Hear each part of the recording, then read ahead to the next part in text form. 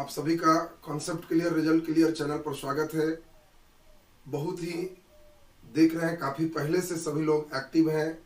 तो चलिए, सभी लोग जिस उम्मीद के साथ, जिस अरमान से इसके साथ जुड़े हुए हैं, हम उम्मीद करते हैं कि क्लास के आज के वर्ग से आपको काफी लाभ मिलेगा। आज हम लोग मुख्य रूप से जो पदार्थ की प्रकृति शुरू किए थे वो आपका आज कंप्लीट हो जाएंगे और तब पूरे हम लोग फार्मूला लिखना, रिएक्शन लिखना, इन सभी पे पूरे डिटेल चलेंगे। तो चलिए, बहुत ही सबको आभार। हम लोग आज का क्लास थोड़ा पीछे से बैकअप करते हुए आगे की ओर हम लोग बढ़ेंगे। तो चले हम लोग शुरू करें। आप लोग हमारी आवाज सुन पा रहे हैं, बढ़िया से देख पा रहे हैं? तो एक बार जरा थंब सब कर लीजिए, अंगूठा को जरा ऊपर कर दीजिए, लाइक बटन दबा दीजिए और ज्यादा से ज्यादा मित्रों तक इस लिंक को अपना शेयर कर दीजिए ताकि मैक्सिमम बच्चे इसका लाभ उठा सके। तो चलिए, आज के क्लास को हम लोग शुरू करते हैं। चलिए, बहुत बहुत आभार सबका। सभी लोग देख पा रहे हैं कि सब लोग इस वर्ग से जुड़ पा रहे हैं, सब लोग आवाज सुन पा रहे हैं और देख पा रहे हैं। चलिए, बहुत ही बढ़िया। चलिए ध्यान दीजिए, आज के क्लास को हम शुरू करें। हम लोग पिछले क्लास में देख रहे थे पदार्थ का केमिकल क्लासिफिकेशन, रासायनिक वर्गीकरण। और रासायनिक वर्गीकरण के आधार पर हम लोग देखे थे कि पदार्थ को 3 भागों में बांटे थे। एक का नाम एलिमेंट तत्व था, दूसरा कंपाउंड यौगिक था और तीसरा नंबर मिश्रण था। मिक्सर इसको हम लोग कहते हैं, तत्व, यौगिक और मिश्रण। इसी में हम लोग इस बात को समझे थे कि तत्व वह शुद्ध पदार्थ है जिसको किसी भी विधि से भिन्न गुण वाले पदार्थ में विभाजित नहीं कर सकते। मतलब सोना हमेशा सोना है, चाहे उसके ऊपर हम टीन लगा दें, किसी चीज का लेप लगा दें, कहीं फेंक दें, उसको आप दूसरे पदार्थ में कन्वर्ट नहीं कर सकते। और इस प्रकार हम लोग देखे थे कि तत्व का सूक्ष्मतम कण ही परमाणु कहलाता, एटम कहलाता है, और यौगिक के सूक्ष्मतम कण जो होते हैं वो अणु होते हैं।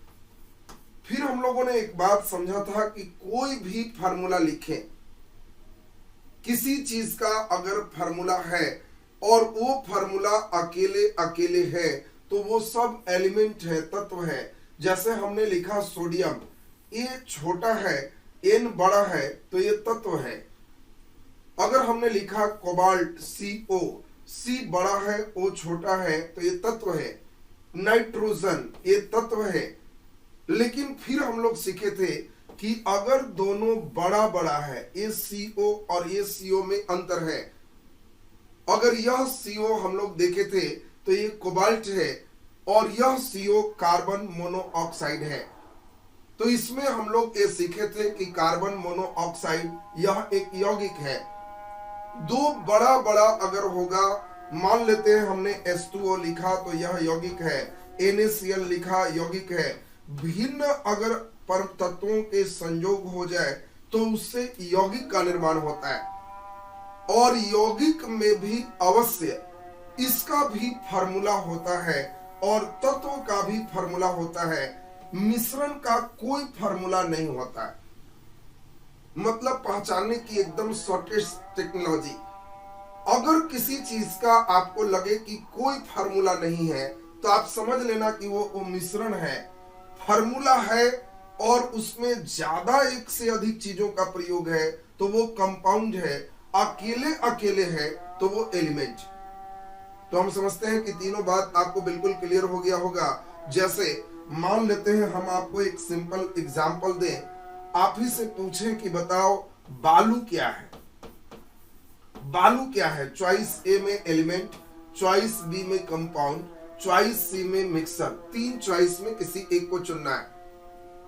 तो हम आप सभी लोग समझ गए होंगे कि बालू का फार्मूला पिछले क्लास हम आपको सिखाए हैं कि बालू का फार्मूला SiO2 होता है। सिलिकॉन ऑक्साइड एक बालू का फार्मूला है। तो अब आप समझ गए होंगे कि इसमें जब ये फार्मूला है तो डेफिनेटली बालू एक यौगिक होगा और सही जवाब हमारा बी होगा। जो बच्चे बी लिखे बिल्कुल सही जवाब है। इसी प्रकार से अगर हम आपको पूछे कि बोलो दूध क्या है, अब देखो आपको तुरंत बात समझ में आ जाएगी। हम सिर्फ 3-4 एग्जाम्पल लेंगे और अभी आपको जस्ट हमारे साथ चलना होगा कौन सा किसमें आएगा।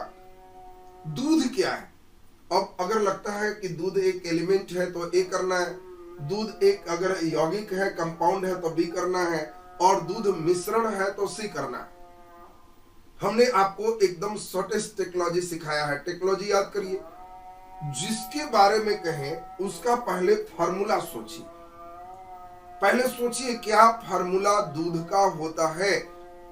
अगर लगे कि नहीं दूध का तो कोई फार्मूला हम लोग पढ़े ही नहीं अभी तक, जिसका कोई फार्मूला नहीं होता है, अब शरबत का कोई फार्मूला होगा? नहीं होगा। तो जिसका कोई फार्मूला नहीं होगा वो मिश्रण होगा। और सी जवाब बिल्कुल सही जवाब, बिल्कुल सही जवाब है। जल है, वसा है, प्रोटीन है, ये सभी के मिलने से दूध का निर्माण होता है। और बिल्कुल देखिए आप लोगों का एकदम सही जवाब आ गया। तो लगे हाथ, आप अभी बढ़िया समझ रहे हैं, तो एग्जाम्पल कुछ हो ही जाए तो ज्यादा अच्छा होगा, आपका कंसेप्ट आ जाएगा। फिर से हम बात समझाएं। अगर आपको लगेगा कि तत्व है तो ए बोलिएगा, एलिमेंट रहने पर ए, कंपाउंड रहने पर बी, और मिक्सर रहने पर सी। और सभी लोग बिल्कुल भाग लेंगे, मैक्सिमम बच्चे एकदम सही करेंगे, जिससे हमको पता चल जाए कि कितने बच्चे कितना बढ़िया समझ रहे हैं। हमने एक आपको दिया 22 कैरेट सोना, 22 कैरेट सोना, ए, बी और सी में जल्दी से आपको आंसर देना है। हम अभी आपके पास 10 एग्जाम्पल पूछेंगे। परीक्षा में आपसे यही पूछा जाएगा कौन तत्व है, कौन यौगिक है, कौन मिश्रण है, और बिल्कुल आप इसमें सही बता पाएंगे। 22 कैरेट सोना अगर लगता है तत्व है तो ए आंसर दीजिए, अगर लगता है यौगिक है तो बी आंसर दीजिए, और अगर मिश्रण लगता है तो सी आंसर दीजिए। देखिए आपका आंसर आना शुरू हो गया। कुछ बच्चे सी भी लिख रहे हैं, कुछ बच्चे बी भी लिख रहे हैं। ये तो किसी का गलत नहीं होना चाहिए था, आसान क्वेश्चन है। अरे वाह, ए में सबसे ज्यादा हमारे बच्चे आंसर दे रहे हैं, वेरी गुड। देखो ए एकदम सही आंसर है, बहुत ही बढ़िया। सब लोग जानते हो सोना का फार्मूला ए होता है, चांदी होता तो एजी होता है। और जिसका भी फार्मूला लिखेंगे, अगर वो फार्मूला अकेले अकेले होगा तो वो हमारा एलिमेंट तत्व होगा। अगर उसके फार्मूला में एक से अधिक तत्व होगा तो यौगिक होगा। अगर उसका कोई फार्मूला ही नहीं होगा तो मिश्रण होगा। एकदम छोटी सी बात तो आपको समझना है। और इस बात से हम समझते हैं कि बिल्कुल आप सभी का क्लियर हो गया होगा कि आपको जैसे ही हमने कहा कि सोना, तो सोना का फार्मूला AU है, और इसीलिए सोना हमारा तत्व होगा, ए होगा। अब इसी बात को आपको समझना है, एकदम थोड़ा सा मेरे साथ सीखिएगा तो बिल्कुल बहुत बढ़िया से समझ पाएंगे। मैं देखा कि जैसे ही हमने ए लिखा, ज्यादातर बच्चे ए की ओर इशारा कर दिए, लेकिन ए गलत जवाब है। देखो सोना की जो शुद्धता है उसको हम लोग कैरेट से उसको मापते हैं, और अगर कभी भी 24 कैरेट लिखेंगे, 24 कैरेट, तो 24 कैरेट का मतलब एकदम शुद्ध सोना है। अगर हम इसी क्वेश्चन को लिखते 24 कैरेट गोल्ड, तो यह AU है और ये बिल्कुल तत्व होगा, ए बिल्कुल सही जवाब है। लेकिन जैसे ही 24 से कम करेंगे, अब 22 कैरेट गोल्ड कर दी, तो इसका मतलब है कि इसमें गोल्ड के साथ साथ अन्य पदार्थ को भी मिला दिया गया, इसीलिए इसकी शुद्धता 24 से घट के 22 हो गई। और जैसे ही हम 22 कैरेट सोना लिखेंगे तो अन्य पदार्थ कुछ भी मिला सकते हैं, यह एक मिश्रण है, और सही आंसर यहाँ पे सी हो जाएगा। दोनों बात को बढ़िया से सुनेंगे। जो बच्चे के अंदर कंसेप्ट है वो लोग कभी गड़बड़ नहीं करो। कंसेप्ट जिसको नहीं है वो बच्चे जल्दी जल्दी मारोगे, परीक्षा में निश्चित गलत होगा। अगर कभी भी आपको देगा 24 कैरेट गोल्ड, तो आप बिल्कुल उसमें तत्व मार के आना। 24 कैरेट का मतलब शुद्ध रूप से सोना। लेकिन जैसे ही आपको देगा 22 कैरेट गोल्ड, तो आपको समझना है कि इसमें शुद्ध सोना नहीं है, इस सोना में कोई चीज मिला हुआ है, और मिल जाएगा तो उसका कोई फार्मूला नहीं है, और इसीलिए वो मिश्रण हो जाएगा। चलिए बहुत बढ़िया। अब उम्मीद करते हैं कि आपको ये बात बिल्कुल समझ में आ गए। अच्छा चलिए अगला नंबर हम पूछते हैं, जल्दी जल्दी आपको आंसर कर देना है। देखें कितने बच्चे सही कर पाते हो, जल्दी बताओ। इसमें आपको दे भाप क्या है, वेपर क्या है, वाष्प क्या है, भाप, वाष्प, वेपर। जल्दी जल्दी आंसर दे देंगे, एकदम सोच सोच के सही करेंगे तब एकदम बिल्कुल आपका क्लियर होते चला जाएगा। भाप, वाष्प क्या है, एकदम आसान आपका क्वेश्चन पूछे हैं। अगर लगता है कि वाष्प एक एलिमेंट है तो ए लगाइए, कंपाउंड है तो बी लगाइए, मिक्सर है देन सी लगाइए। जल्दी जल्दी आंसर दे दीजिए। 25 कैरेट नहीं हो सकता, 24 कैरेट अंतिम शुद्धता होता है, इसलिए 24 से आगे कैरेट नहीं होगा, कम कैरेट हो सकता है। तो 24 से नीचे जाएगा तो सब मिक्सर है, और 24 से है तो तत्व है। जल्दी से आंसर दे दीजिए। आपसे हमने पूछा कि वाष्प क्या है, तत्व है, यौगिक है, मिश्रण है। एकदम आसान क्वेश्चन है, बहुत ही बढ़िया। ये तीन में ही आपको पहचानना है। ठोस, द्रव, गैस नहीं है, चॉइस दे दिया, वाष्प है, तत्व, यौगिक, मिश्रण।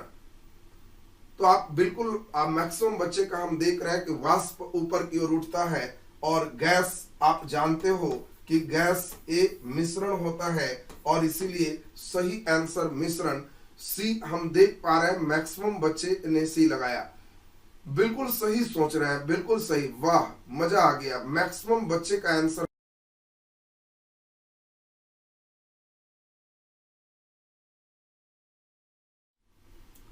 चलिए सही देख पा रहे हैं सब कोई। बीच में तकनीकी खराबी से थोड़ा सा दिक्कत आए थे, चलिए कोई बात नहीं, सभी लोग बढ़िया से देख पा रहे हैं। चलिए सभी लोग एक बार फिर से बढ़िया से सुन पा रहे हैं, देख पा रहे हैं, तो एक बार अंगूठा दे दीजिए ताकि क्लास को और एनर्जेटिक ढंग से हम लोग चले।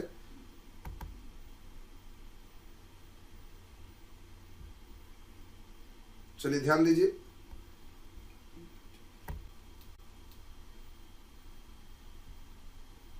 चलिए सभी लोग बढ़िया से देख पा रहे हैं तो एक बार ओके लिख दीजिए,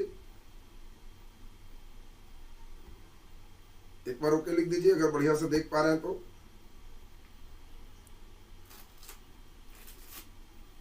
चलिए बहुत ही बढ़िया। देखिए अभी हमने आपको प्रश्न दिया था और बहुत ही शानदार आप लोग आंसर भी दे रहे हैं। हमने आपको प्रश्न दिया वाष्प क्या है, सभी लोग समझ गए कि वाष्प का मतलब गैस होता है, और बिल्कुल आपका सोचना भी सही है कि गैस का मतलब गैस एक मिश्रण है, विभिन्न हवाओं का मिश्रण है, और इसीलिए ये आपका सी जवाब मिश्रण बिल्कुल आप लोग कई बच्चे मैक्सिमम बच्चे बनाए, बहुत ही बढ़िया। तो अब जरा बातों पर गंभीरता से ध्यान दीजिए, जहां एक बार ध्यान देंगे तो आपका बिल्कुल क्लियर हो जाएगा। सबसे इंपॉर्टेंट बात आपको समझना है कि गैस क्या है, तो गैस बिल्कुल मिश्रण है, बिल्कुल सही जवाब आपने सोचा है। गैस क्या है, बिल्कुल सही जवाब आपने सोचा है कि गैस मिश्रण है, सी होगा। लेकिन यहाँ पे गैस नहीं दिया है, यहाँ पे भाप है, और भाप हो, वाष्प हो, बर्फ हो, कई बार बर्फ भी दे देता है। और आपको बस छोटी सी बात समझना है, अगर बर्फ दे दिया, भाप दे दिया, तो ये सब कुछ नहीं है, जल का ही परिवर्तित रूप है। और सभी बच्चे जल का फॉर्मूला H2O जानते हो, और अगर जल का फॉर्मूला H2O है तो वाष्प का भी फॉर्मूला H2O होगा, बर्फ का भी फॉर्मूला H2O होगा। जनरल कंपटीशन के लाइन में इतने खतरनाक सेक्शन होते हैं कि कई बार सेटर आपके पूरे ब्रेन चेक करते हैं, और ब्रेन चेक करने में वो क्या करते हैं, वो जानते हैं कि जल का फॉर्मूला बच्चा H2O रट के रखा होगा, तो उसको कहते हैं भाप का फॉर्मूला निम्नलिखित में है। तो आपको ध्यान रखना है कि बर्फ कहें, जल कहें, वाष्प कहें, ये सब जल का ही परिवर्तित रूप है, और इसीलिए ये H2O है, तो बी जवाब बिल्कुल सही जवाब है, यह यौगिक होगा। ज्यादातर बच्चे हमने देखा कि इसमें गलत जवाब किए, सी बिल्कुल सही जवाब आपका नहीं था, और इसीलिए सही आंसर बी बिल्कुल सही आंसर हो गया। अगला नंबर हम लोग देखें, बहुत ही बढ़िया आप समझ पा रहे हो। जल्दी हमको बता दो ओजोन क्या है। ओजोन हम फार्मूला भी लिख देते हैं, ओजोन का फार्मूला O3 है, ओजोन का फार्मूला O3 है। आपको बताना है कि ओजोन क्या है, जल्दी जल्दी आंसर दे दिए, जल्दी जल्दी आंसर दीजिए। तत्व है, यौगिक है, मिश्रण है, जल्दी से आंसर दीजिए। ओजोन क्या है? तत्व लगता है, एलिमेंट लगता है तो ए बताइए। अगर यौगिक लगता है, कंपाउंड, तो बी बताइए। मिक्सर लग रहा है तो सी बताइए। जल्दी से आंसर दे दीजिए। आपको आंसर देना है ओजोन क्या है। Very good. हम लोग देख पा रहे हैं कि अकेले अकेले रहने पर तत्व होता है, 3 3 7 हो गया तो इसीलिए यौगिक होगा। ए बी जवाब हम देख पा रहे हैं, मैक्सिमम बच्चे का जवाब है नहीं। सी भी कई बच्चे दे रहे हैं। अरे जिसका कोई फार्मूला नहीं होता वो मिश्रण है। ओजोन का तो फार्मूला है, इसलिए मिश्रण होने की बात नहीं है। सी जो बनाए बिल्कुल लड्डू नंबर हो गया। इसीलिए आपका मैक्सिमम बच्चे हम देख पा रहे हैं ए और बी दो तरह के आंसर चल रहे हैं। तो सभी लोग समझिए, यही छोटा सा अंतर सीखना है। एक ही परमाणु से बनेगा, O2 हो जाए, O हो जाए, O3 हो जाए, सब इसी का रूप चेंज है। जैसे पानी वाष्प हो जाए, बर्फ हो जाए, सब एक ही चीज है। तो सब एक ही परमाणु होंगे तो चाहे जो भी हो जाए वो तत्व ही होगा। और इसीलिए सही आंसर ए है। जिन्होंने बी बनाया उनको लड्डू नंबर हो गया। आपको बिल्कुल दिमाग में एकदम सेट कर लेना है कि जैसे ही हम O3 करें, O2 करें, O करें, एक ही तरह के परमाणु रहे तो वो तत्व है। और इसीलिए तत्व बिल्कुल सही जवाब ए बिल्कुल सही जवाब है। चलिए अगला नंबर हम लोग चलते हैं। एकदम बढ़िया से सोच के बताएंगे। इसमें आपको हम दे दे हीरा क्या है। हीरा क्या है? जल्दी, एकदम आसान क्वेश्चन आपको दे दिए। एक बच्चे बार बार परेशान है आभूषण बनाने वाले। अरे आभूषण बनाने में तुम कैसा सोना लोगे उसके अनुसार से प्राइस लेगा। 24 कैरेट गोल्ड लोगे तो एकदम मुलायम सोना होगा, उसको कोई खींचेगा, तोड़ेगा, मोड़ेगा, मुड़ जाएगा। इसीलिए उसमें अशुद्धि मिलाना पड़ता है। तुम 23 कैरेट लोगे तो ज्यादा गोल्ड है, ज्यादा प्राइस लगेगा। 10 कैरेट 15 कैरेट लोगे तो सोना में बहुत चीज मिलाया हुआ है, वो सस्ता सोना मिल जाएगा। वो कैरेट के अनुसार से ही सोना रहता है। इसीलिए हॉलमार्क वगैरह उसमें अलग से मार्किंग चलते हैं, कितना कैरेट आपको दिया गया है। चलिए से आंसर दीजिए। हीरा क्या है? तत्व है, यौगिक है, मिश्रण है। तो आप सभी लोग जानते हैं कि हीरा अपने आप में कुछ नहीं है, कार्बन का ही अपरूप हीरा और ग्रेफाइट दोनों है। इसीलिए हीरा कहें, ग्रेफाइट कहें, ये सब कार्बन का अपरूप है और सिर्फ कार्बन है, इसलिए ये तत्व है। ये बिल्कुल सही जवाब, ये बिल्कुल सही जवाब आपका। हीरा कहे तो बिल्कुल सही जवाब आपका हो गया।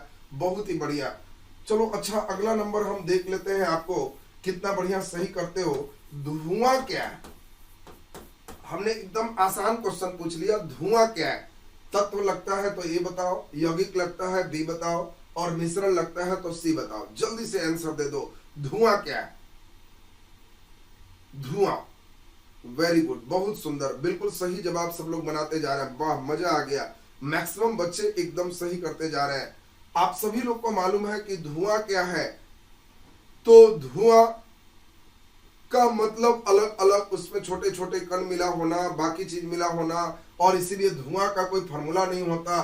धुआं एक मिश्रण है। और सी जवाब बिल्कुल सही जवाब। धुआं क्या है? सी बिल्कुल सही जवाब आपने बताया। अच्छा चलो जल्दी से अगला नंबर बता दो। एकदम आसान क्वेश्चन आपको कहें, आयोडीनीकृत नमक, आयोडाइज नमक, आयोडाइज साल्ट। सभी लोग नमक का फॉर्मूला जानते हो।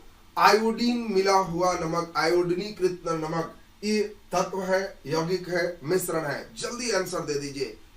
आयोडीनीकृत नमक तत्व होगा, यौगिक होगा, मिश्रण होगा। एकदम फटाफट आंसर कीजिए, जल्दी जल्दी। वेरी गुड, बहुत ही बढ़िया। सभी बच्चे जानते हैं नमक का फॉर्मूला, सबको मालूम है, NaCl। बिल्कुल सही।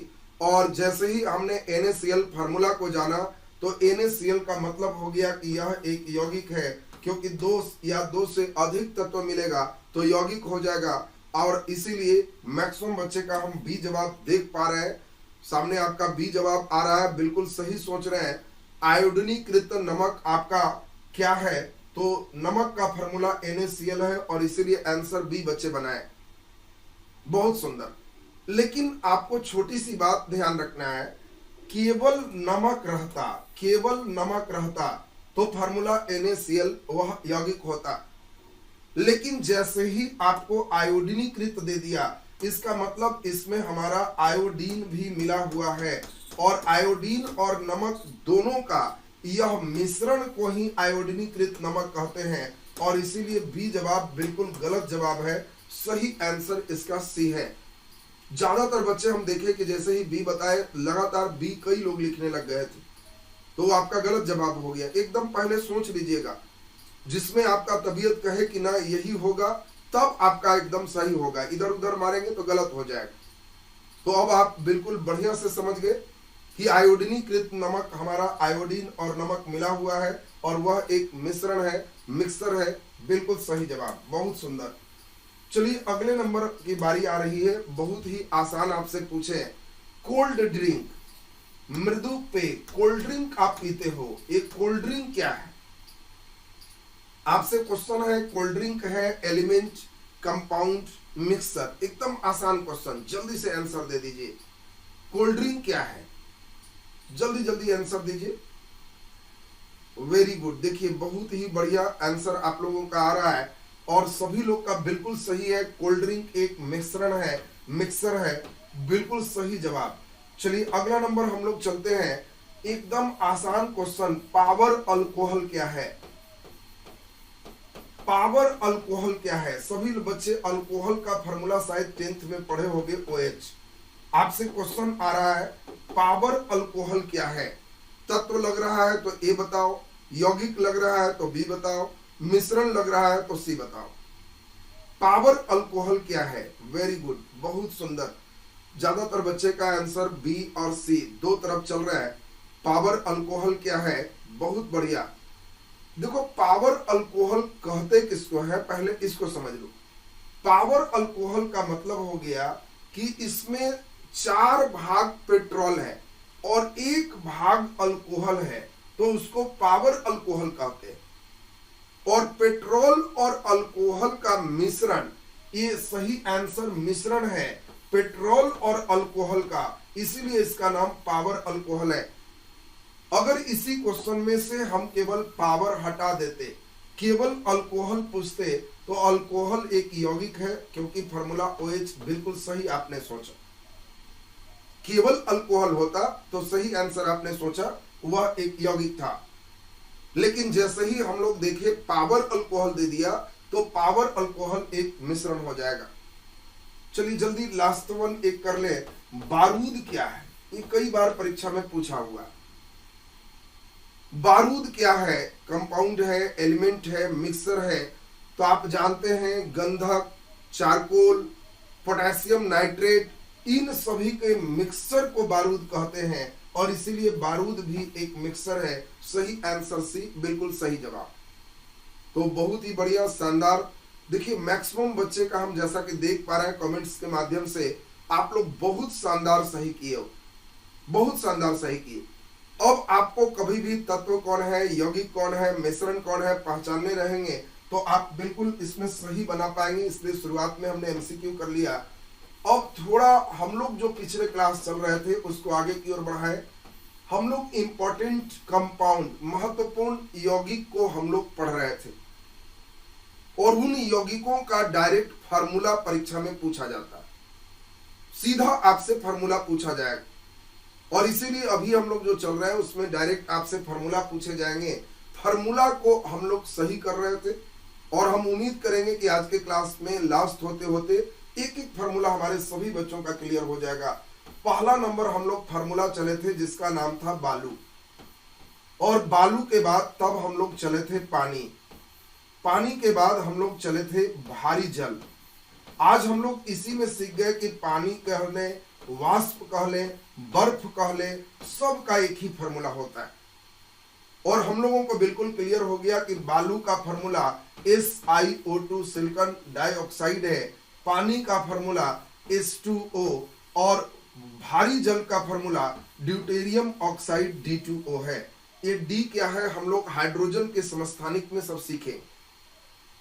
अब इसके बाद एक एक चीज हम लोग आगे की ओर बढ़ा रहे हैं, इसमें पूरी बात बढ़िया से समझते चलिएगा। जरा ध्यान दीजिए, अब एक एक करके सभी लोग का ध्यान एकदम बोर्ड पे आ जाए। एक एक फार्मूला आपको लगना चाहिए कि हाँ मेरा एकदम सही हो गया। हम लोग पिछले क्लास में देखे कि 2 तरह का, एक का नाम है धोबिया, जिसको वॉशिंग सोडा कहते हैं, वॉशिंग सोडा, वॉशिंग सोडा। और दूसरा हम लोग देखे थे जिसका नाम था खाने वाला, खाने वाला, या इसी को बेकिंग सोडा के नाम से जानते हैं, बेकिंग सोडा। आपको दोनों चीज बिल्कुल दिमाग में हम बैठा लिए थे। धोबिया का मतलब धोने वाला, और आपको हमने बताया था कि धोने वाला का मतलब है धोने में पानी लगता है, और इसीलिए इसमें पानी जरूर लगेगा। दूसरी बात आपको सिखाया था कि धोने में 10 हाथ उंगली 10 लगाना पड़ेगा, इसलिए पानी 10:2 देंगे। खाने में, खाए में बाय लगाओ, खाओ और टाटा बाय बाय करो, खाओ और बाय, तो खाने में बाय लगाना है। और आपको ध्यान रखना है कि खाने में जब बाय लगाएंगे तो यह सोडियम बाई कार्बोनेट NaHCO3 था, और यह सोडियम कार्बोनेट Na2CO3 था। क्यों इसमें 2 लगा, इसमें क्यों नहीं लगा, ये दूसरा पाठ में आपको पूरे बढ़िया ढंग से फार्मूला लिखने सिखाएंगे तो क्लियर हो जाएगा। अभी आपको समझना है कि धोने में 10 उंगली 10:2, खाए में बाय लगाओ NaHCO3। ये फार्मूला के बाद, इसके बाद हम लोग नेक्स्ट जो फार्मूला देखे थे पिछले दिन, उसमें आपको याद होगा एक का नाम था कास्टिक सोडा और एक था कास्टिक पोटास, कास्टिक सोडा, और दूसरा का नाम था कास्टिक पोटास। देखिए कैसे कैसे याद करवाए थे, आज सभी को रिवाइज करते हुए आगे की ओर चल रहा है। खूब ईमानदारी से बढ़िया से समझिएगा, आज का क्लास बहुत महत्वपूर्ण है। और उसके बाद आपका आज के सेक्शन से 1 से 2 क्वेश्चन किसी एग्जामिनेशन के लिए परमानेंट हो जाता है। तो चलिए जरा खूब बढ़िया से हम लोग सुनेंगे। आपको सिखाया था कि कास्टिक शब्द जब बोलेगा तो कास्टिंग में पानी को उलट देना, और इसको हम लोग क्या कहेंगे, OH, HO के जगह OH, एक कास्टिंग में OH कर देना, पानी उलट देना, तो OH की कास्टिंग होगी। और फिर सोडा रहेगा तो सोडियम लिख देना, और पोटास रहेगा तो पोटेशियम लिख देना। आपको याद हो गया होगा, ये फार्मूला पिछले दिन आपको समझाए थे। कास्टिक होगा तो OH, सोडा होगा तो सोडियम, पोटास होगा तो पोटेशियम। ये आपको पूरे क्लियर हो गए। इसके बाद आपको बहुत इंपॉर्टेंट हम फार्मूला समझाए थे, इसका नाम था जिप्सम। जिप्सम के बाद आपको समझाए थे plaster of Paris, plaster of Paris. इसके बाद तीसरा फार्मूला हम लोग देखे थे इप्सम, इप्सन। तो देखिए ये तीनों फार्मूला में कितना बढ़िया से आपको समझाए थे, याद करिए बढ़िया से। जब हम कहे थे कि जिप्सम, तो आपको याद रखना था कि जीप में कै होता है, जीप में कै होता है, और सल्फेट सभी में होता है, तो जीप में कै होता है। जिप्सम कैल्शियम का यौगिक है, ये भी कई बार आपको पूछता है। इसके बाद आपको ध्यान रखना है कि ये CaSO4 और कै किधर होता है जी, दाएं साइड के बाएं साइड, तो आपको कहना है कि दोनों साइड कै होता है, और कै में केवल पानी H2O गिरता है, और इसीलिए आपको ध्यान रखना था gypsum CaSO4 2S2। Plaster of Paris में हमने आपको सिखाया था कि प्लास्टर का मतलब हड्डी टूट गया, और जीप एक्सीडेंट सब वही है, केवल 2 के जगह हाफ H2O कर दिए। कई बार ऐसा होता है कि परीक्षा में हम लोग ऐसे पढ़ा के आपको भेजते हैं, और सेटर क्या करता है, इसी में 2 से गुना कर देता है। तो जब 2 से गुना करेगा तो इसको CaSO4 का होल 2 भी कह सकते हैं। 2 से गुना हुआ तो होल 2, और 2 से 2 ही कट गया तो केवल H2O लिख दिए। दोनों एक ही बात है, और इसीलिए दोनों को बढ़िया से समझिए। कई बच्चे जो केवल रट्टा मार है, उनको बेचारे को ऐसे याद है, और परीक्षा में चॉइस में ऐसे दे दिया, तो उस समय वो पकड़ ही नहीं पाते हैं कि जा ये कौन सा सही करेंगे। तो आपको दिमाग में सेट कर लेना है कि इसमें 2 गुना करेंगे तो 2 बार ए भी, 2 बार ए भी, तो इसको होल 2 कर लेंगे। 2 से 2 कट गया तो ये H2O हो गया, और जब घेर के देंगे तो आप समझ लेंगे कि वो एक प्लास्टर ऑफ पेरिस है। इप्सम में आपको याद होगा कि इप पीना है, इप पीना है, और पीने के लिए पानी जब पीना है तो किसमें पीना है, मग में पीना है, और इसीलिए यह MgSO4 होगा। और पानी 7 दिन पीना है, 7H2O होगा। और हम लोग इप्सन तक पिछले क्लास में पूरा देख चुके थे। अब आज के क्लास में सभी बच्चे पूरा ध्यान देना, क्योंकि बहुत महत्वपूर्ण है। कई बार आपको सीधा सीधा फॉर्मूला ही पूछ लिया जाता है, किसी भी परीक्षा में जाओगे सीधा फॉर्मूला ही पूछ लिया जाएगा। और इसीलिए सभी लोग अब जरा हमारे साथ ध्यान देना। 3 बात आपको समझना है, ये बहुत इंपॉर्टेंट है। एक का नाम है सफेद कशिश, सफेद कशिश। दूसरा नाम है नीला कशिश, नीला कशिश। और तीसरा नंबर है हरा कशिश। एकदम सब बच्चे का बोर्ड पर ध्यान आना चाहिए। कशिश को ही हम लोग थोथा कहते हैं। अब कई बार हम ऐसे पढ़ाए और आपको दे देगा परीक्षा में नीला थोथा का फॉर्मूला क्या है, हरा थोथा का फॉर्मूला क्या है, सफेद उजला थोथा का फॉर्मूला क्या है।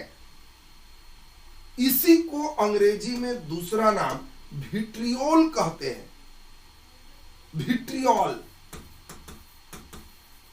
अब देखिए कई बार इसी को दे दिया ब्लू विट्रियोल का सूत्र क्या है।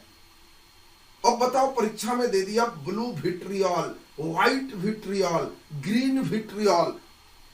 ये तीनों ही बहुत दुलरुआ है। 3 विट्रियोल एकदम सभी लोग को अभी हम दिमाग में बैठाएंगे, तीनों ही एकदम सबका दिमाग में बैठ जाना चाहिए। जब हम आपको थोथा कहें, कशिश कहें, विट्रियोल कहें, तो आपको दिमाग में सेट कर लेना है कि वो ये तीनों ही एक जैसा है और तीनों ही सल्फेट है। और कैसे क्वेश्चन पूछेगा उस पर भी गौर करना, क्वेश्चन कैसे पूछेगा उस पर भी आपको गौर करना है, कैसे इसमें प्रश्न रहेंगे। तो ध्यान दीजिए। देखिए सबसे पहले हम आपको समझा दे। देखो याद करना एकदम आसान, हम अभी लिखेंगे भी और तुरंत आपसे पूछेंगे भी। कोई भी थोथा होगा तो कोई भी थोथा होगा तो समझना कि थोथ आदमी है, पानी कोई पिएगा, चाहे कितनो थोथ हो, उजला थोथ हो, हरा थोथ हो, कोई विट्रियोल हो, पानी सब में पीना है। तो इसीलिए आपको जब भी थोथा की बात होगी आप कहिएगा कि समझ गए, इसमें पानी सब में पीना है। ये बात सबसे इंपॉर्टेंट होगी। दूसरी बात आपको ध्यान रखना है कि सभी सल्फेट है। आपको बार बार समझा रहे हैं कि जितने भी सिस्टम इधर पढ़ रहे हो ये सभी सल्फेट है। SO4 सभी में दे देना है। इसके बाद अब बेसिक बात मेरे साथ समझो। अब बेसिक बात समझो। जब हम कहेंगे हरा कशिश,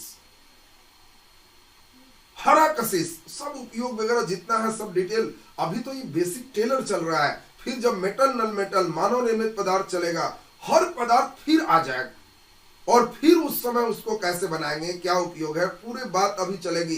अभी आप पहले एक एक बात समझो। इसका पहले सूर्य पूरब में उगता है, बस इतना ही समझना है। फिर पूरा बाद में समझना है किधर होता है, उगना किसको कहते हैं, बात की सिस्टम। इस लेसन में पहला एकदम कोशिश करो कि मेरे पास फार्मूला ठीक ठीक हो जाए। अब जरा देखिए कैसे याद करते हैं, उसको सुनेंगे। जब हम आपको बोले हरा तो आपको ध्यान रखना है कि हरा मीन्स हार, हार। और हार तभी होगा, हार तभी होगा जब हाथ में लोहा का कोई सामान होगा। बिना लोहा के हार नहीं हो सकता। और इसीलिए हरा मतलब हार, और हार का मतलब ये लोहा का सामान होना चाहिए, और इसीलिए ये लोहा लगा देंगे। और हार होने पर बड़ा तकलीफ होती है। कौन सा दिन जी, सोमवार को कि शनिवार को? तो कहना कि सर अगर हार जाते हैं ना, हार जाते हैं ना तो 7 दिन बड़ा तकलीफ होते रहता है। तो हरा कशिश का फॉर्मूला तैयार हो गया। अब देखिए आपको परीक्षा में 2 डिजाइन से क्वेश्चन पूछता है। जो बच्चे क्वेश्चन का पैटर्न समझ रहे हो, पहला काम याद करना, दूसरा काम उसके पैटर्न को समझना, तब उसके बाद परीक्षा का प्रश्न आपको बड़ा सुख देगा कि वाह बड़ा मजेदार फेज होगी। अब आपको बताओ क्वेश्चन परीक्षा में देगा कि हरा कशिश किसका यौगिक है। हरा कशिश किसका यौगिक है? लोहा का, तांबा का, सोना का, चांदी का, ऐसे क्वेश्चन आएगा। अब आपको ध्यान रखना है कि हरा कशिश का मतलब ये लोहा का यौगिक है, तो हरा कशिश ये लोहा हो गया। तो अब आपका बिल्कुल क्लियर हो गया कि इसमें फार्मूला हम समझते हैं कि सभी लोगों को क्लियर हो गया। कोई कशिश होगा तो H2O लगाएंगे, सभी में सल्फेट लगाएंगे। हार किससे होता है? तो लोहा से, और लोहा यहां पे लगा देना है, काम खत्म होगी। इसके बाद देखो कितना आसान है। उजला उजला तो समझना कि उजला उजला जस्ता है, उजला उजला जस्ता है, और तांबा को खुला छोड़ देने से नीला कलर का उस पे परत चढ़ जाता है, और इसीलिए नीला का मतलब तांबा है। बस कंप्लीट हो रहा है एकदम। देखिए बात आपको क्लियर हो रहे हैं। जब हम बोले नीला कशिश, तो आपको दिमाग में सेट कर लेना है कि नीला का मतलब तांबा को खुला छोड़ेंगे तो नीला हो जाएगा। और जस्ता के बर्तन में भिखारी लोग को भीख मांगते देखा होगा, 7 दिन देखा होगा ये सब भीख मांगते हुए, तो इसमें भी 7 लगा देना है। केवल नीला कशिश में ध्यान रखना कि 1 2 3 4 5 अक्षर है नीला कशिश में, और नीला वाला केवल ध्यान रखना कि इसमें सिर्फ 5 होगा, बाकी सब में 7 होगा। और इसीलिए आपको पूरा का एकदम स्पेस क्लियर हो गया। अब हम समझते हैं कि कभी भी आपको कशिश से कोई क्वेश्चन होगा तो गड़बड़ नहीं होगा, कोई भी ट्रियोल आपके दिमाग में बैठ गया। देखो हमारी कोशिश है कि किताबों में जो भी बातें हैं वो आपके दिमागों में कैसे बैठेगा। क्लास इसके लिए शिक्षकों की जिम्मेवारी आपको याद करवाने से कम लोड में आपको बातें याद हो जाए, न कि आपको सीधा सीधा लिख दें और बस रट जाना। ये रटवाएगा नहीं तुमसे। कई बार इसको जो 12th वगैरह में है असाइनमेंट मिलता है और बस रैक में रखे रह जाते हो। ये कभी बरहमा पास होते होते अंतिम तक याद कई बच्चों को नहीं होता, कुछ बच्चे याद कर लेते हैं। देखिए बहुत ही बढ़िया, एक बार हम फिर से लास्ट में इसको समझा दें। जब कशिश हम बोलेंगे तो आपको ध्यान रखना है कि सब में H2O होगा, सब में सल्फेट होगा। जब हरा बोलेंगे तो कहना कि हार, और हार का मतलब ये लोहा से और 7 दिन तक लिख देता है। फिर इसके बाद अब आपको जैसे ही कहेंगे सफेद तो कहना उजला। ये भिखारी लोग बेचारा जस्ता का बर्तन लेके 7 दिन इसको भी भीख मांगते देखते। और नीला कहना कि तांबा को खुला में छोड़ देंगे तो नीला कलर का हो जाता है, और इसीलिए ये तांबा का हो गया। क्वेश्चन देगा नीला विट्रियोल किसका यौगिक है? तो तांबा का। सफेद विट्रियोल तो जस्ता का, और हरा विट्रियोल ग्रीन विट्रियोल तो ये आपको लोहा का। अब हम उम्मीद करते हैं कि विट्रियोल का सेक्शन पूरा आपका क्लियर होगा। इसके बाद थोड़ा सा 3 सेक्शन कई बार चूना से आता है। एक आपको सीधा सीधा आएगा चूना पत्थर, दूसरा सीधा सीधा आएगा कली चूना, और तीसरा सीधा सीधा रहेगा भूजा चूना। देखिए ये सब अगर ठीक है तो आगे मेटल नॉन मेटल पढ़ने में एकदम सही होगा।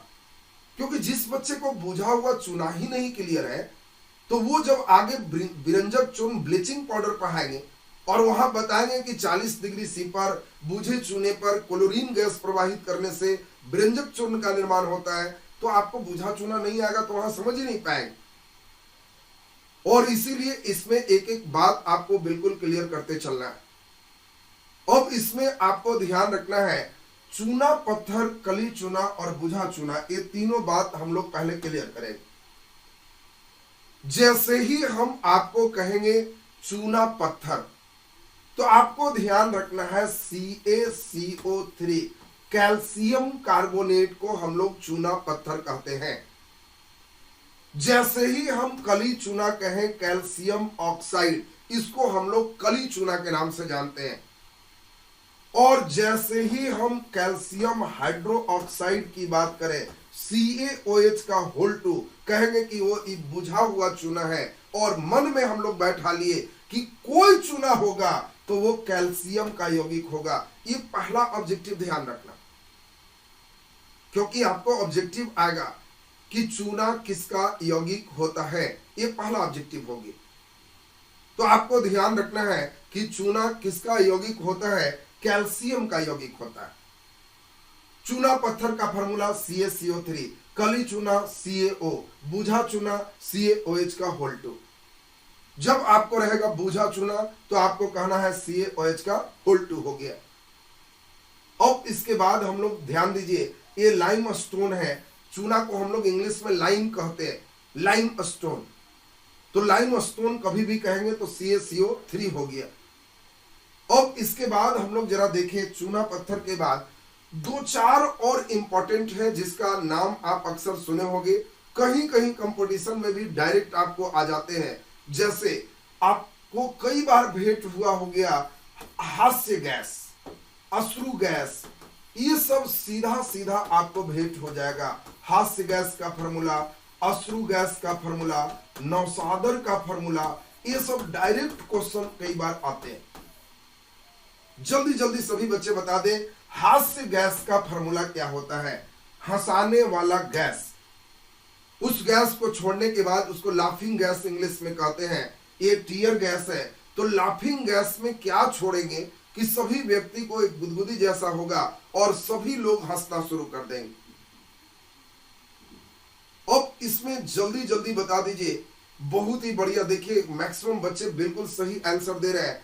हास्य का मतलब हंसने वाला गैस है और हंसने वाला गैस नाइट्रस ऑक्साइड होता है। N2O को हम लोग लाफिंग गैस कहते हैं। और जैसे ही हम लाफिंग गैस बोलेंगे आपको दिमाग में सेट रखना है N2O, नाइट्रस ऑक्साइड ए लाफिंग गैस है। जल्दी से सभी बच्चे बता दो, अश्रु गैस, टीयर गैस किसको कहते? टीयर गैस किसको कहेंगे? टीयर गैस का फॉर्मूला क्या है? तो टीयर गैस का फॉर्मूला सब लोग जानते होंगे। अश्रु गैस का फॉर्मूला क्या है? CCl3NO2। इसका मेन नाम है क्लोरोपिक्रिन, क्लोरोपिक्रिन। और इसीलिए ये बहुत इंपॉर्टेंट भी आपको है। कई बार ऐसा दे देगा क्लोरोपिक्रिन करके आपको दे देगा कि क्लोरोपिक्रिन है तत्व यौगिक मिश्रण। तो आपको ध्यान रखना है कि क्लोरोपिक्रिन का मतलब ये यौगिक है। टीयर गैस को ही हम लोग क्लोरोपिक्रिन कहते हैं। CCl3NO2 कहेंगे, NO3 नहीं, नाइट्रोजन के साथ अधिक से अधिक 3 ही जुड़ेगा, NO2। CCl3NO2, ये आपको ध्यान रखना है कि यह क्लोरोपिक्रिन है। तो CCl3NO2 ये अश्रु गैस का फॉर्मूला हो गया। नौसादर का फॉर्मूला सभी लोग जानते हैं। अमोनियम क्लोराइड को नौसादर कहते हैं। NH4Cl, ये आपका नौसादर हो गया। तो अब ध्यान दीजिए, एक बेसिक जितने यौगिक थे हमने सभी यौगिक को आपको कंप्लीट करवा दिया। अब उम्मीद करते हैं कि इसमें किसी भी फॉर्मूला को पूछा जाए तो आप एकदम फटाफट बता सकते हो। अब थोड़ा डिटेल हम लोग अभी चल रहे हैं मिश्रण पर, मिक्सर पर, और उसके बाद ये पहला लेसन आज कंप्लीट हो जाएगा। 1 लेसन पूरा कंप्लीट। तब अगला नंबर से क्लास कोई बच्चे नहीं छोड़ना, क्योंकि अगले दिन से आपको जिन बच्चों को फॉर्मूला लिखने नहीं आता, जिनको रिएक्शन बनाने नहीं आता, जिनको कोई बैलेंस करने नहीं आ रहा है, जिनको मूल कंसेप्ट समझ में नहीं आता है, वो सब इधर 5-6 क्लास बेसिक चले। उतना दूर तक का क्लास किसी बच्चे को किसी कोर्स के लिए सही रहना चाहिए। ऐसा नहीं कि उसके लिए तुमको कोई रेलवे भर रहे हो तो सही, बीपीएससी भरोगे तो नहीं सही। किसी एग्जाम के लिए आपका उतना कम से कम बेसिक है, एक क ख ग घ है, इतना सब लोग का एकदम ठीक होना चाहिए।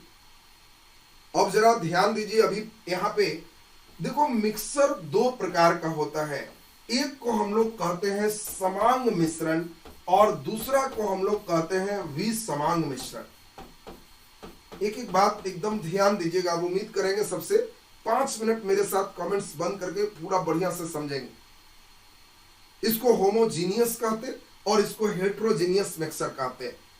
तो होमोजीनियस और हेट्रोजीनियस 2 प्रकार का मिक्सर है। और ये समांग मिश्रण और विसमांग के बारे में समझे थोड़ा। कई बार प्रश्न यहीं से ज्यादा आता है। विसमांग मिश्रण का मतलब नाम में ही समझ रहे हो, अगर सब जगह बराबर मिला हुआ है तो समान है, कहीं ज्यादा कहीं कम है तो वो विसमांग है। विषमांग का मतलब होता है कहीं ज्यादा कहीं कम। समान का मतलब है हर जगह बराबर, तो समान मिश्रण होगी। और इसीलिए अब आपको बिल्कुल बात हमारे साथ समझना है। विषमांग मिश्रण दो प्रकार का होता है। एक को हम लोग कहते हैं कोलाइड मिश्रण, कोलाइड, ध्यान दीजिए, एक का नाम है कोलाइड मिश्रण और एक को हम लोग कहते हैं निलंबन मिश्रण। एक निलंबन है और एक कोलाइड है। बहुत इंपॉर्टेंट है, इसका एग्जाम्पल मेन आपसे पूछा जाएगा। इसके बाद हम लोग को जो मेन समझना है उस पर आप ध्यान दीजिए। कोलाइड मिश्रण जो आप देख रहे हो, इसको कई भागों में हम लोग बांटते हैं और यहीं से हम लोग को खास प्रश्न पूछे जाते हैं। ये बांटते क्या है, पहले हम चाहते हैं कि आपको एक बेसिक क ख ग घ बता दे और तब इसको बांटेंगे। पहले तो समझिए, कोई ऐसा मिश्रण जिसका हर जगह सब बराबर होगा उसको हम लोग समान कहते हैं। जैसे शरबत, ऐसा नहीं होता है कि शरबत पीते समय ऊपर में कम लगा और बीच में बहुत मीठा लगा, नीचे कम लगा, हर जगह बराबर है, तो शरबत एक समान मिश्रण। लेकिन आप लोग खुद देखे होंगे कुहासा, आप लोग देखे होंगे कुहासा कहीं ज्यादा है कहीं कुहासा कम है, तो कहीं ज्यादा हो जाए और कहीं कम हो जाए तो समझना कि वो विषमांग है। और विषमांग में भी दो वेराइटी है। अगर तुम अपने घर से छन्ना लेकर के छानो, छन्ना पत्र चाय छानने वाला देखा होगा, अब उसको लेकर के तुम छानो, अगर कुछ नहीं छनाता है तो वो कोलाइड है, कुछ छन के बाहर आता है तो वो निलंबन है। बात समझ गए होंगे, कुछ छन के आ रहा है तो वो निलंबन है, कुछ छन के नहीं आ रहा है तो कोलाइड। यानी आप बिल्कुल समझ पा गए होंगे हमारे साथ कि आपके घर में टॉनिक है, टॉनिक में ही लिखा हुआ है शेक बिफोर यूज, उपयोग करने के पहले हिलाएं। इसका मतलब आप समझ गए होंगे कि उपयोग करने के पहले हिलाएं, मतलब बिल्कुल साफ है कि इसका मतलब वो विषमांग है, हिलाएंगे तो सब जगह बराबर हो जाएगा। और अगर उसको टॉनिक को हम चाय के छन्नी में छाने, कुछ भी छन के ना आए तो वो कोलाइड है, कुछ छन के निकल रहा है तो वो निलंबन है। और अब हम समझते हैं कि बेसिक आपको क्लियर हो गया, एकदम रट जाइए। ना से निलंबन, ना से नाली का पानी, बस समझ गए होंगे। नाली का एक बाल्टी पानी लेके और छन्ना में छानो, जरूर निकल के बाहर आ जाएगा, इसके कण दिखाई देंगे। तो जो कण दिखाई दे छन्ना पत्र में निकल जाए वो निलंबन है, कण दिखाई न दे पूरे पार हो जाए तो वो कोलाइड है, अलग अलग रहेंगे। कण पार हो जाए और सब जगह बराबर है तो वो समांग है। मतलब बिल्कुल साफ हो गया, शरबत समांग हो गया। जैसे ही हम आपको पूछे कि बोलो दूध, दूध क्या है, तो चूंकि दूध में भी हमने अभी आपको बताया कि वसा है, प्रोटीन है, जल है, आप देखते हो उसका पनीर का पार्ट अलग होता है, तो उसमें दूध को भी हम लोग कोलाइडी विनियन में रखते हैं। गोंद, दूध, ये सभी जो हम लोग देख रहे हैं, कुहासा, ये सब कोलाइडी विलियन है। और अगर आपको निलंबन कहेंगे तो इसके कण आपको दिखाई देंगे तब ही निलंबन होगा। तो अब इंपॉर्टेंट समझो, यहां तक बेसिक जो समझाना था आपको समझ में आ गया। हल्के लेवल के जो परीक्षा होते हैं सामान्यतः यहीं से क्वेश्चन पूछते हैं। क्वेश्चन आपको यहीं से पूछते हैं कि दूध है, वास्तविक विलयन कोलाइड, निलंबन, तो आंसर कोलाइड हो जाएगा। लेकिन जब अच्छे रेंज के एग्जाम में जाओगे तो उस एग्जाम में कोलाइड के टाइप्स से आपको क्वेश्चन पूछे जाते हैं। कोलाइड के टाइप्स में आपको एक टाइप्स है सॉल, दूसरा टाइप्स है पायस, इमल्सन, ये सब देखो टाइप्स है। और इसमें सब लोग 2 मिनट हमारे साथ खूब बढ़िया से समझना। एरोसॉल जेल, एरोसॉल जेल, ये सब इसके टाइप्स है। और मेन आपको यहीं से क्वेश्चन जब देता है तो अक्सर हम देखते हैं कि बच्चे बिल्कुल गलत करते हैं। क्वेश्चन तुमको दे देगा कि निम्नलिखित में एरोसोल का एग्जाम्पल है, निम्नलिखित में पायस कौन है, निम्नलिखित में सॉल कौन है, निम्नलिखित में जेल कौन है। अब ऐसा क्वेश्चन देखते ही कई लड़के का हम देखते हैं, अगर नाम सिस्टमैटिक नहीं पढ़े हुए तो उससे बनेगा ही नहीं कि जा इसमें हम कैसा कहेंगे। तो आपको बिल्कुल दिमाग में एकदम ध्यान रखना है, सॉल का एग्जाम्पल क्या है। तो कोई भी जो रंग देखते हो, कोई भी जो स्याही देखते हो, रंग और स्याही ये एक कोलाइडिक विलियन है और यह सॉल का एग्जाम्पल है। सबका एग्जाम्पल बता रहे हैं, वो समझेंगे, और इसमें जितना आएगा वो सब कोलाइडी है। अगर चॉइस आसान है कि कोलाइडी कौन है तो तुरंत पहचान लेंगे, और अगर इसमें कोलाइडी नहीं दे करके आपको इसमें अलग से दे दिया कि इसमें पायर्स कौन है, इसमें इमल्सन कौन है, जेल कौन है, तो उस कंडीशन में आपको यहां पर का एग्जाम्पल ध्यान रखना है। पायस का मतलब हम लोग कहते हैं जल में मक्खन। जल में मक्खन अगर है तो इसको हम लोग पायस के अंतर्गत रखते हैं।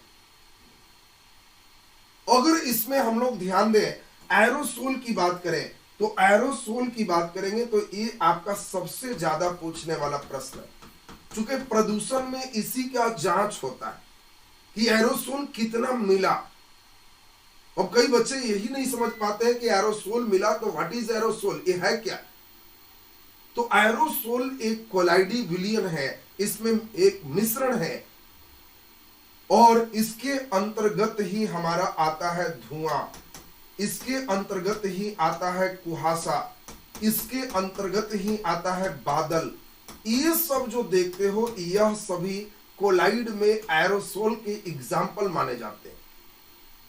तो हम समझते हैं कि एरोसोल के कोई भी एग्जाम्पल आप बिल्कुल आसानी से समझ पाएंगे। धुआं, कुहासा, बादल, ये सभी जो आप देख पा रहे हैं यह एक एरोसोल है। जेल का मतलब एकदम पतला पेस्ट जैसा जेल, सीधा डायरेक्ट मक्खन, जल में नहीं, सीधा मक्खन, तो यह जेल का एग्जाम्पल है।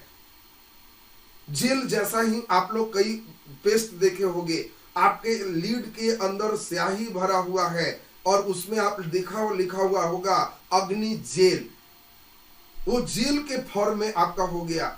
शहद जैसा देखे होंगे, जेल फॉर्म में आपका हो गया, तो वो आपको यहां पर एग्जाम्पल हो गया।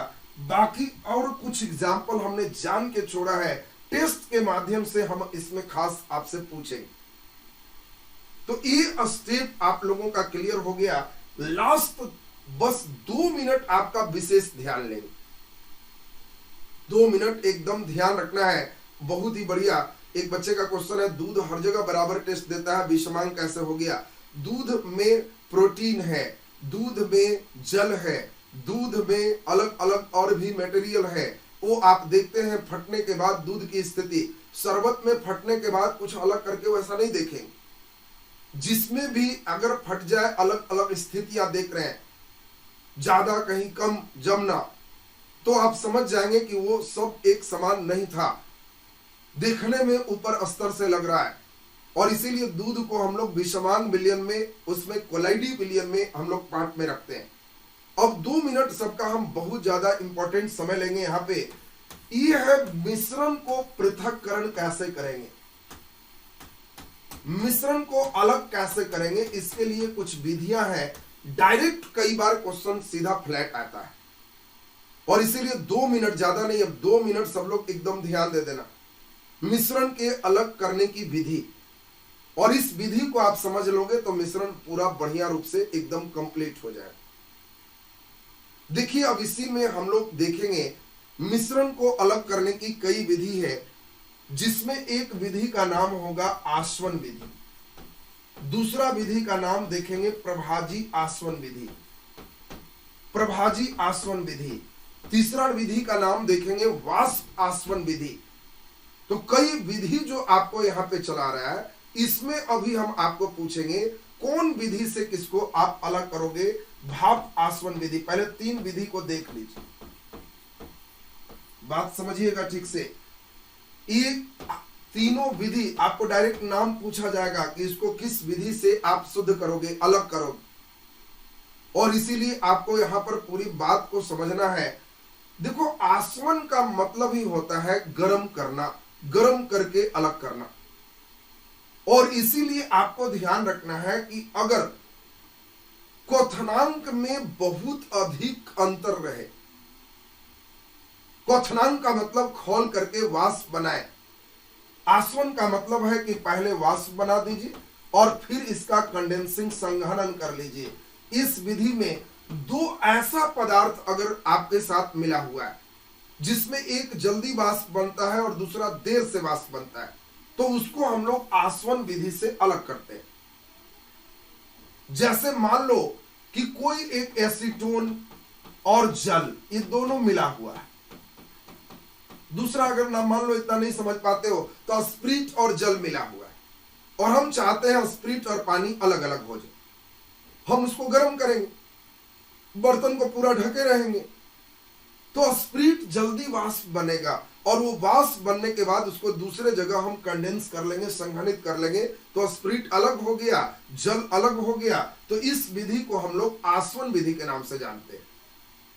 यानी जब दो पदार्थ के क्वथनांक में ज्यादा का अंतर होता है, वाष्प बनने में ज्यादा का अंतर होता है, तो आसवन विधि का प्रयोग करते हैं। लेकिन अब इसको थोड़ा समझो, ये ज्यादा इंपॉर्टेंट है।